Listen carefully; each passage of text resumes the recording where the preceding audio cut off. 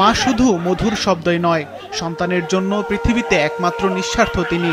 যেই মা জীবনের প্রতিটি মুহূর্ত উৎসর্গ করেন সন্তানদের জন্য, সেই মায়ের মরদেহ ২০ ঘন্টাতেও দাফন না করে মরদেহের সামনে দুই ভাই লিপ্ত তুমুল ঝগড়ায়। নিজেদের সামান্য স্বার্থের জন্য তারা ভুলে গেল মায়ের অশেষ ত্যাগ, ভালোবাসা আর জীবনের প্রতিটি অবদান।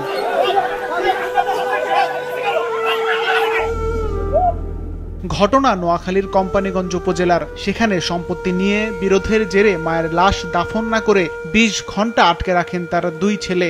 বৃহস্পতিবার দুপুরে উপজেলার সিরাজপুর ইউনিয়নের ৯ নম্বর ওয়ার্ডের শাহজাদপুর গ্রামে এই ঘটনা ঘটে। স্থানীয়রা জানান, মায়ের সম্পত্তির ভাগ নিয়ে দুই ভাই নজিবুল্লাহ এবং সাইফুল্লাহর মধ্যে দীর্ঘদিন ধরে বিরোধ চলছিল।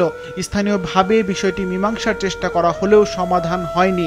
৮ই অক্টোবর সন্ধ্যায় আমেনা বেগম মারা যান। পরে লাশ দাফনের জন্য আনা হলে দুই ভাইয়ের মধ্যে সম্পত্তির ভাগ বটোয়ারা নিয়ে কথা কাটাকাটি হয়। এক পর্যায়ে হাতাহাতিতে জড়িয়ে পড়েন তারা। সাইফুল্লাহ এবং তারা আত্মীয় স্বজনকে প্রলোভন দিয়ে ১৬ ডিসিমেল সম্পত্তি নিয়ে গেছে।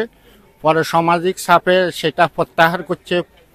এরপরে আবার ২০১৯ সালে ৩৬ ডিসিমেল, বোনেরা ১২ ডিসিমেল এবং ব্যয়ে ২২ ডিসিমেল সম্পত্তি নিয়ে গেছে।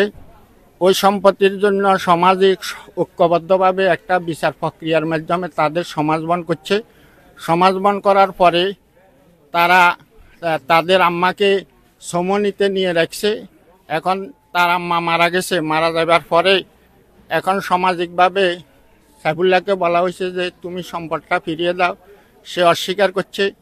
সর্বশেষ বলছে ঠিক আছে তুমি একটা এগ্রিমেন্ট দাও, এগ্রিমেন্ট দিয়ে লাশটা দাফন করো। সেটাতে সম্মত হয় নাই।